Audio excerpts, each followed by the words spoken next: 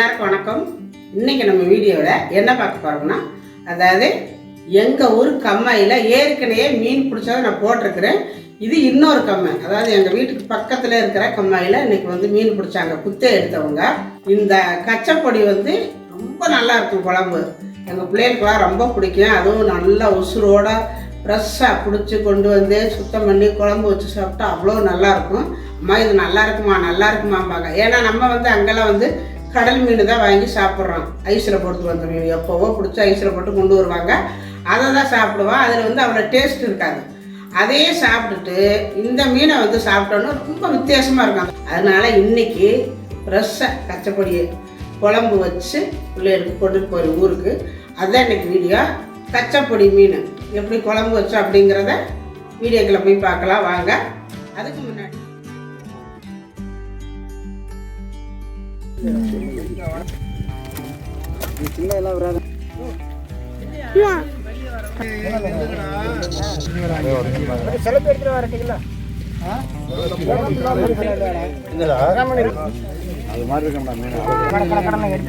நீ இத்தனோண்ட போய் பொறைச்சிக்கு தர பொறு பெருசா பொறக்கலாம் சாப்பிட்டுருக்கேன் அந்த மீன் வாங்கிவிட்டேன்.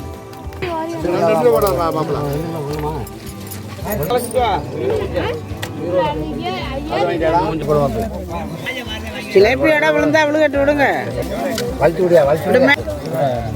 மேலே அள்ளி போடுவா, அப்படி அள்ளி போடுங்க.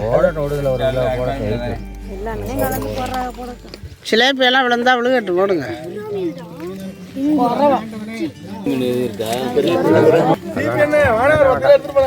2 கிலோ கச்சப்பொடிப்பா. நம்ம கச்சப்பொடி அலசி குழம்பு வைக்கணும். மண்டையெல்லாம் பிச்சுட்டு வேறு அங்கே எப்படி துள்ளிச்சு இப்போ சத்து இடத்துல எல்லாம் முடிஞ்சு. முள் எடுக்கணுங்கிறதெல்லாம் இல்லை, அப்படியே அள்ளி அள்ளி சாப்பிட்லாம், நல்லாயிருக்கும். ஒரு சிலேபி இருக்குது சின்னதாக. இதை வந்து மண்டையை கிள்ளிட்டு நல்லா அலசி குழம்பு வைக்கணும். கிள்ளிட்டு குழம்பு வச்சு இன்னும் உசுறு இருக்குது அம்பட்டும் இருக்கு. இதில் வந்து இந்த மண்டையை மட்டும் கிள்ளணும். இருங்க, இந்த மண்டையை கிள்ளிட்டோம்னா குடல் ஒடியாந்துடும். அவ்வளோதான், அங்கிட்டு போட்டுற வேண்டியது. வேறு எந்த வேலையும் இல்லை, அவ்வளோதான். இதே மாதிரி சிலாம்பெல்லாம் இருக்காது. குட்டி மீன் தானே, கொஞ்சம் வேலை தான். ஆனால் குழம்பு அவ்வளோ டேஸ்ட்டாக இருக்கும். பயம் இல்லாமல் சாப்பிட்லாம்ப்பா, முள் குத்தாது. இதே மாதிரியே எல்லாமே தலையை கிள்ளிக்கலாம். பாருங்கள், நம்ம மீனெல்லாம் குடல் மண்டை எல்லாம் எடுத்துகிட்டு நல்லா கழுவி வச்சுருக்கிறேன். இப்போ இதை வந்து குழம்பு தாளித்து விட்டுக்கலாம். குழம்பு தாளிக்கிறதுக்கு வடைச்சட்டி அடுப்பில் வச்சுருக்கிறேன். எண்ணெய் விட்டுக்கலாம்.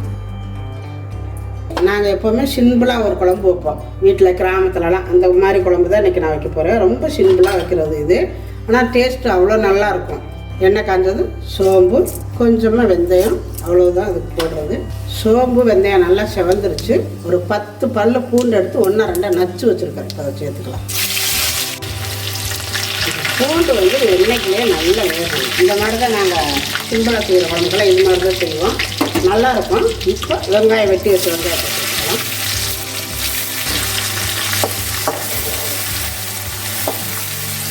வெங்காயம் நல்லா செவக்கணும். நல்லா வெங்காயம் வெந்துருச்சு. ஒரு 3 தக்காளி கட் பண்ணி வச்சுருக்கேன், தேர்ந்து சேர்த்துக்கலாம்.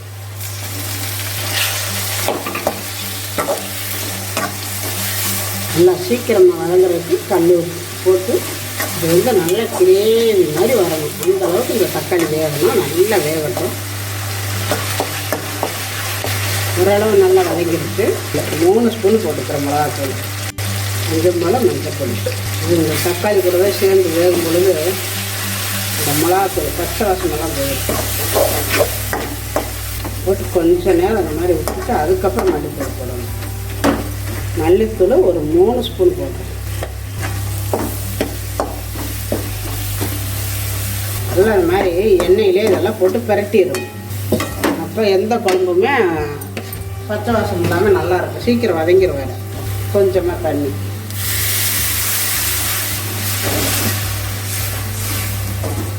இந்த தண்ணியில் இந்த மசாலா எல்லாம் வேகணும். நல்லா வெந்து அந்த தண்ணி வத்தட்டும். நல்லா மசாலையெல்லாம் நல்லா வெந்த உடனே எண்ணெய் மேலே வந்து வரும். இப்போ இதில் புளி சேர்த்துக்கலாம். 2 கிலோ மீன் வாங்கியிருக்கலாம். புளி கொஞ்சம் கூடவே போடணும்.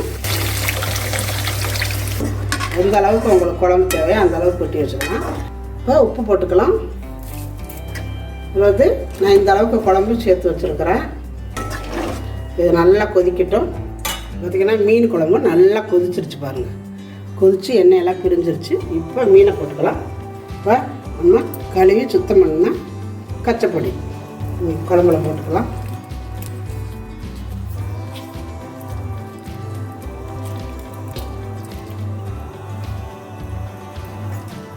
குழம்புக்கும் மீனுக்கும் ரொம்ப அப்படியே குழம்பு அப்படியே கரெக்டாக இருக்குது பாருங்கள். ரொம்ப போட்டு கிண்டக்கூடாது. லைட்டாக கொதி வரட்டும். அதான் நல்லா கொதிக்குது. மீன் வந்து கரையவெல்லாம் செய்யாது. அதனால் நல்லா மலமலன்னு ஒரு கொதி வைத்தாலே நல்லாயிருக்கும். பாருங்க நல்லா கொதிக்குது. தலை இந்த மாதிரி கொதிக்கணும்.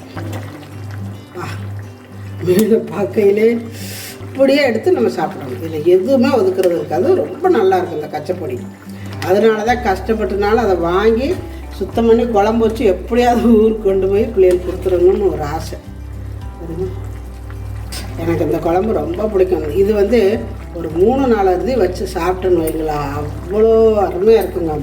லைட்டாக கொதிக்க விட்டு எண்ணெயெல்லாம் இன்னும் கொஞ்சம் மேலே வரும். ஆஃப் பண்ணிடுவோம். கொஞ்சம் நேரம் இருக்கட்டும். இப்போ அடுப்பெல்லாம் ஆஃப் பண்ணியாச்சு. குழம்பு ரெடி ஆகிடுச்சு. கச்சப்பொடி மீன் குழம்பு நெல்லி வச்சு சாப்பிட்டா அப்படி இருக்குங்க.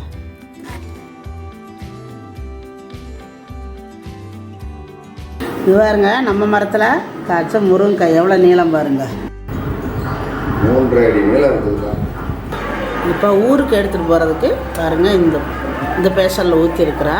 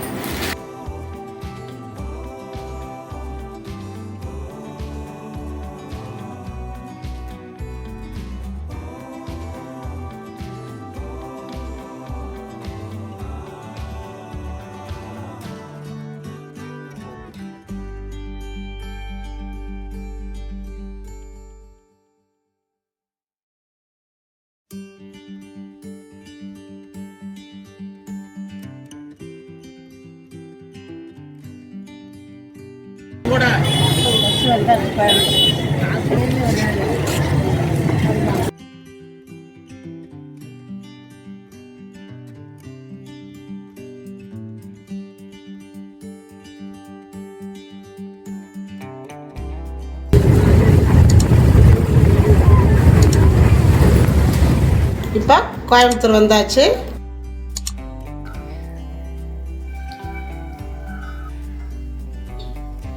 அவிச்ச முட்டை பொரியல். மச்சி நீங்க சமைக்கும் போதே எடுத்து சாப்பிட்டா செம்ம. சாப்பிட்டுட்டாங்க தியா சமைக்க. அவிச்ச முட்டைலாம் செம்மையா இருக்குனால சாப்பிடவே மாட்டேன். பாயில்டு எக்லாம் செம்மையா இருக்கணும். மீன் எல்லாம் அப்படியே செம்மையா இருக்கு. கூட அவிச்ச முட்டை பொரியல் என்னோட ஃபேவரட். சூப்பரா இருக்கும். பாருங்க, ஊர்ல இருந்து நைட்டு 12 மணிக்கு வந்துட்டேன். 12 மணிக்கு வந்து உக்கடத்துல இறக்கி விட்டாங்க. நல்ல கூட்டம். அந்த பஸ்ல வந்து இறங்கும் பொழுது நம்மளை இறக்க விட மாட்டாங்க. எல்லாத்துக்கு திடீர்னு ஏறி இடம் பிடிக்கிறதுக்காண்டி. அதனால வீடியோ எடுக்க முடியல.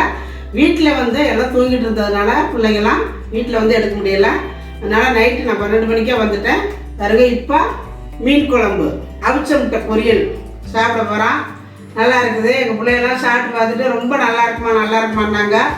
இன்னும் கொஞ்ச நேரம் பேசியிருந்தீங்கன்னா தட்டு காலி ஆயிருக்கும். வேறுங்க, இன்னைக்கு எங்கள் பாப்பா எப்படி சாப்பிட்டுட்டு இருக்கிற பார்த்தீங்களா? சாப்பாட்டுக்கு அந்த மீன் குழம்புக்கு, அதாவது எங்கள் புள்ள சாப்பிட்டு பார்த்துட்டு நடுப்புள்ள அந்த உசுரோட பிடிச்ச மீனுக்கு அந்த மண், அதாவது மண் வாசனை அவ்வளோ நல்லா. கிராமத்து மீன் குழம்பு வந்து செம்ம டேஸ்ட்டு. அவ்வளோ சூப்பராக இருந்தது மீன். அந்த மண் வாசனை, அந்த அந்த கிராமத்து குழம்பு வாடை அப்படியே இருக்குதுமா அப்படின்னு சொன்னாங்க. அதே மாதிரி இருக்குது அப்படின்னு சொல்லி எல்லாம் சாப்பிட்டாங்க. நானும் சாப்பிட போகிறேன். இதே மாதிரி நீங்களும் செஞ்சு பாருங்க. செஞ்சு பார்த்துட்டு எப்படி வச்சுக்கிறத கமெண்ட்ல சொல்லுங்க. இந்த வீடியோ பிடிச்சிருந்தா லைக் பண்ணுங்க, ஷேர் பண்ணுங்க, செட்டிநாடு சமையலுக்கு சப்ஸ்கிரைப் பண்ணுங்க. நன்றி. வாழ்க வளமுடன்.